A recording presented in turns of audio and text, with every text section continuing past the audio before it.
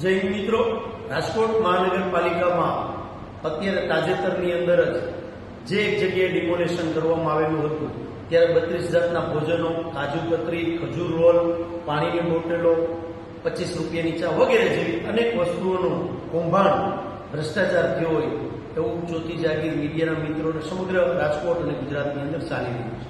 ત્યારે આજે મારી પાસે એક વિડીયો આવ્યો છે। એ વિડીયોની અંદર પણ ખાદ્ય પદાર્થ જોવા મળે છે જે રાજકોટ મહાનગરપાલિકાની આરોગ્ય શાખાની ગાડી છે। એ ગાડીની અંદર પાણીની બોટલો પણ જોઈ શકશો, અલગ અલગ ખાદ્ય ચીજો પણ છે અને એ ગાડી જાય છે તો એ ક્યાં જાય છે? કોઈની ઘરે જાય છે? કઈ જગ્યાએ માલ ઉતારવા માટે જાય છે?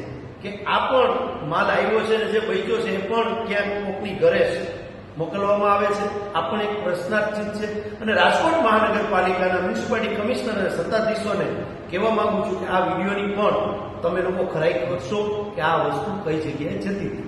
જય હિન્દ, જય ભારત।